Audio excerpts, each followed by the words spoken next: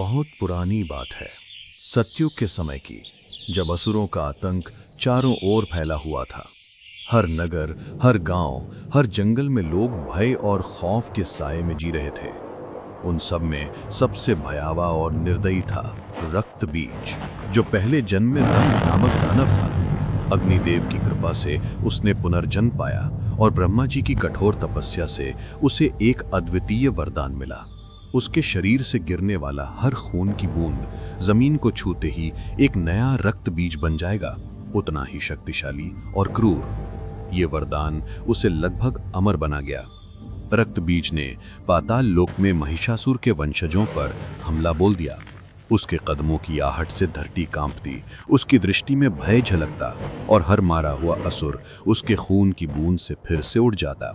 अकेले ही उसने पूरे राज्य पर अधिकार जमा लिया और असुरों में डर का पर्याय बन गया। उसने ठान लिया कि कोई भी उसके साम्राज्य में उसकी शक्ति को चुनौती नहीं देगा। जब उसे पता चला कि उसके भाई जैसे महिषासुर को एक 10 भुजाओं वाली देवी ने मारा था, तो उसने देवी दुर्गा को ढूंढने की ठानी।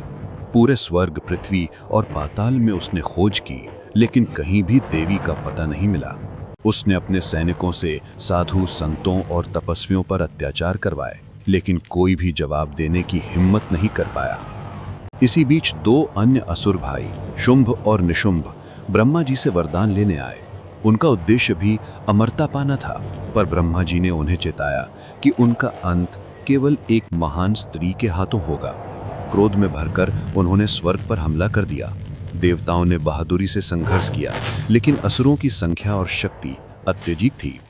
तभी रक्त बीज आया। उसके कदमों से स्वर्ग में हलचल मच गई और उसके साथियों की शक्ति ने देवताओं को पीछे हटने पर मजबूर कर दिया। देवी पार्वती ने अपनी दिव्य ऊर्जा से देवताओं की मदद की, लेकिन शुंभ निशुंभ के दूत चंड मुंड ने उन्हें अपमानित किया और विवाह का प्रस्ताव रखा। पार्वती का क्रोध चरम पर पहुंच गया और उन्होंने काली का रूप धारण किया। उनका रंग काला, शरीर विशाल, आंखों में आग जैसी चमक, गले में मुंडमाला। उनका रूप देखकर सभी असुर और दूत कांप उठे। काली ने चंड मुंड और उनकी सेना का संहार कर दिया और युद्ध का मैदान रक्त और धूल से लाल हो गया। शुंभ निशुंभ ने रक्त बीज को भेजा और युद्ध आरंभ हुआ।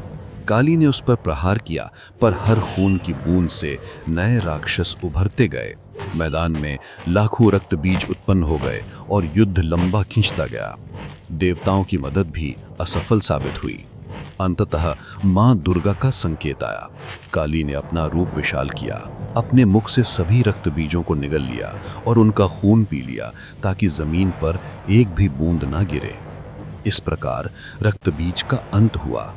लेकिन काली का क्रोध अभी भी शांत नहीं हुआ। वो पृथ्वी को नष्ट करने निकली। देवताओं ने विष्णु जी से मदद मांगी, लेकिन केवल महादेव ही उनकी क्रोधमयी ऊर्जा को नियंत्रित कर सके।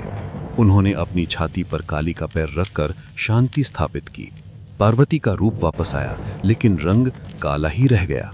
ब्रह्मा जी की तपस्या से उनकी ऊर्जा अलग हुई और बनी कौशिकी देवी, जो शुंभ निशुंभ के विनाश के लिए प्रकट हुई। इस कहानी से ये स्पष्ट होता है कि शक्ति कितनी असीम है और बुराई का अंत निश्चित है। अंधकार चाहे कितना भी फैला हो, सत्य और न्याय की किरण हमेशा प्रकट होती है। अगर आपको ये कहानी पसंद आई तो हाइक करें और नए फीचर्स जरूर देखें। आरोही क्रिएशंस के साथ अब और भी माइथोलॉजिकल स्टोरीज, एनिमेशंस और सिनेमैटिक इफेक्ट्स का मजा लें।